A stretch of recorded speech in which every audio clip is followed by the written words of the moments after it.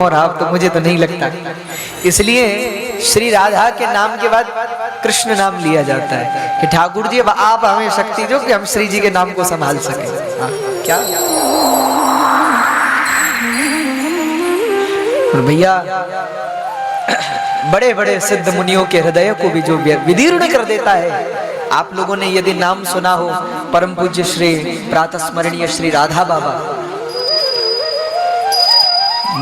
आपके गीता मंदिर वाले, हाँ आपने यदि नाम सुना, वेदांती थे वो।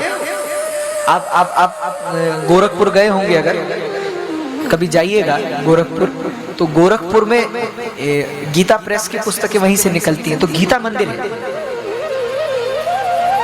तो वहां जरूर जाइएगा। तो वहां दो समाधि स्थल है, एक परम पूज्य प्रातः स्मरणीय श्री हनुमान प्रसाद पोद्दार जी महाराज और एक परम पूज्य प्रातः स्मरणीय श्री राधा बाबा। दोनों की समाधि स्थल थे। मैं कथा में कुछ समय पहले वहां था, मुझे सौभाग्य लगा वहां जाने का और उनके समाधि स्थल का दर्शन करने का।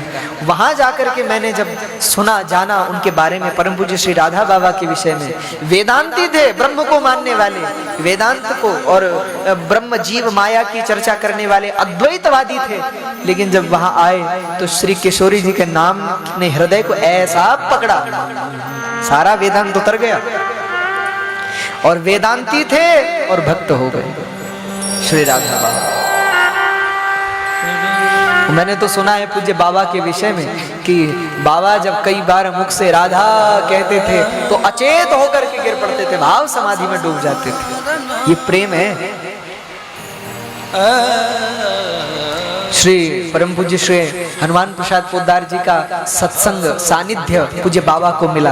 बाबा पहले वेदांती थे, लेकिन देखो ऐसा होता है ना, भक्त से संपर्क हो जाता है ना, ये भक्ति भी मैं कहूं तो एक आनंद है और ये आनंद फैलता है कि बीमारी फैलती है, ये हृदय की जो बीमारी है ना ये फैलती है।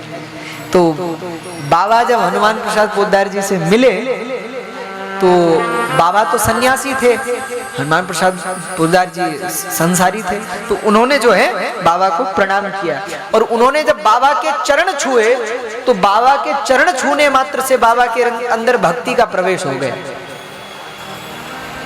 और उसके बाद बाबा को ठाकुर जी का साक्षात्कार भी कई बार हुआ, श्री जी का साक्षात्कार हुआ। लेकिन कहने का आशय ये है, ये प्रेम जो है ना, ये भी बीमारी है भैया, फैलती है।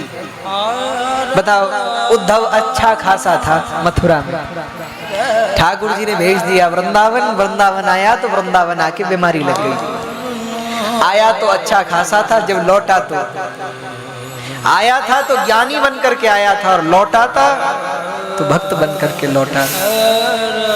इसीलिए मैं कहता हूँ भक्तों के सानिध्य में बैठो। जो भगवत प्रेमी जन है वो कुछ बोले न बोले वो अलग विषय, तुम उनके पास बैठ जाओ और आंख बंद करके बैठ जाओ भैया। उनके हृदय के जो प्रेम है, जो व्याकुलता है, जो भक्ति है, जो पिपासा है, जो लालसा है, जो समर्पण है, जो आनंद है, फैलता है।